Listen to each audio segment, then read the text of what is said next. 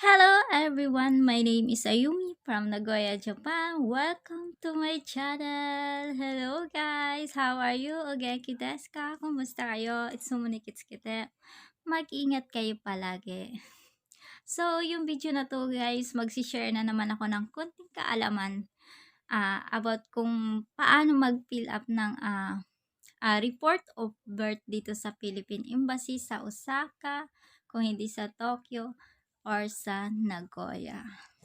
So, ngayon guys, mag-share ako kung paano ba pipil upan or paano i-fill out or paano i-fill in. So, yun na yun. Basta yun na yun kahit ano pa man ang tawag dyan. So, pwede kayong magpa-appointment sa Osaka by mail kung hindi naman appointment. Tapos, pwede din sa Tokyo, ganun din, by appointment din. At saka dito sa Nagoya. Sa Nagoya, pwede kayong tumawag para sa appointment kasi hindi pa yata gawa yung website nila para dun sa mga appointment. Dito sa Nagoya, kailangan tumawag kayo para naman dun sa passport renewal, magpapadala kayo ng yung letter pack. Yun. So, kung kailangan nyo naman ng requirements para sa pag-report ng birth, pwede nyong panoorin ang isang video ko, ayan. So, ililink ko na lang siya sa baba para mapanood nyo kung anong mga kailangan requirements para kayo ay makapag-report ng birth ng anak nyo. So, guys, sa pag-report ng birth ay pwedeng representative mo, magulang mo, or kung sino yung pwede mong i-authorize na mag-report ng birth kung hindi ka pwede. So, pwedeng ganon. So, magpapadala ka lang ng letter na ina-authorize mo yung person na yun na siya ang magre-report of birth. So, ayun guys, sisimulan natin. Pero bago ang lahat, guys, please don't forget to like and subscribe. And hit the notification bell para ma-notify kayo pag may bago akong video. So, thank you so much. So guys, ito yung application form. Ang ginamit kong application ay sa Osaka. So kung nakita niyo na yung application form ng Tokyo, so magkaiba yung nasa baba. So i-explain ko din mamaya kung paano siya pipil upan kung sa Tokyo kayo mag-report of birth. So dito ay information ng anak mo. So isulat mo dito yung last name ng anak mo or apelyido niya.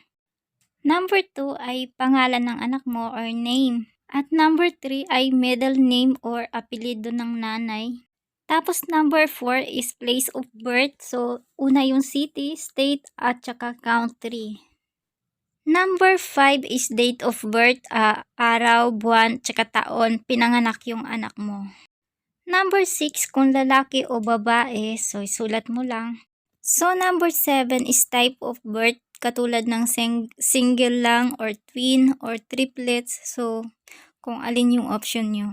Number 8 is yung birth of order. So, kung first baby mo, lagyan mo ng 1 or kung pangalawa, ganyan. So, isali mo daw yung included fetal death kung meron kang namatay na anak. Dito naman sa pangalawa ay information ng magulang ng bata. Sa father information, ito last name ng asawa mo, tapos first name ng asawa mo. Tapos sa middle name naman ay yung mga Japanese walang middle name, 'di ba? So kung meron, pwede din ilagay nyo. Kung wala, NA na lang ilagay nyo. Number 12 is yung citizenship. Tapos 13 ay date of birth. Tapos 14 ay place of birth. Tapos religion. So ilagay nyo na lang. So guys, ito yung sinasabi ko sa number 16 sa application ng Osaka. Naka-NA na siya. Hindi na siya kailangan sagutan. Pero sa application ng Tokyo ay kailangan yung sagutan. So dito sa information ng Japanese, ilagay niyo lang siya ng NA. Tapos dito sa inyo ay ilagay niyo yung date and place of registration as a Filipino citizen. So yun sa PSA birth certificate nyo, doon sa pinakababa, merong date of registration doon, kung nakikita nyo. Ilagay nyo lang po yung araw at saka buwan at saka taon ng pag-register nyo as a Filipino citizen, tsaka lagyan nyo Philippines. Sa information naman ng mother, so last name, same pa rin sa passport mo. Kung hindi ka pa nagpapalit ng last name, so yun pa rin ang gagamitin mo. Tapos first name mo. Tapos middle name mo.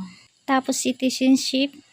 Tapos date of birth mo. Una yung araw, tapos buwan, at saka taon. Tapos place of birth mo. Panabo Davao sa example. Tapos yung religion mo, kung Roman Catholic ka, ilagay mo na lang din.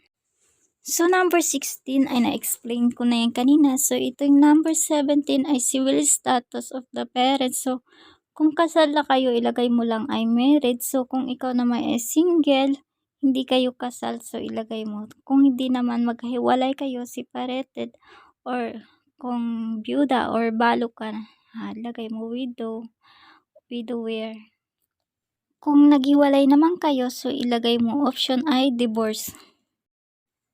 Number 18 ay date of married of parents. So, kung hindi naman kayo kasal, NA lang ilagay nyo. So, kung kinasal naman kayo, ilagay mo lang ang araw, buwan, at saka taon. Number 19 ay place of marriage. So, una yung city, tapos state, province, at saka country. So, dito sa pinaka-last, lagyan nyo ng name, full name nyo, at saka signature. Tapos, gumamit kayo ng black ballpen, ha? Tapos, relationship to the child. So, ilagay mo kung mother ka, kung hindi naman ay father. So, ayan, lagyan mo lang.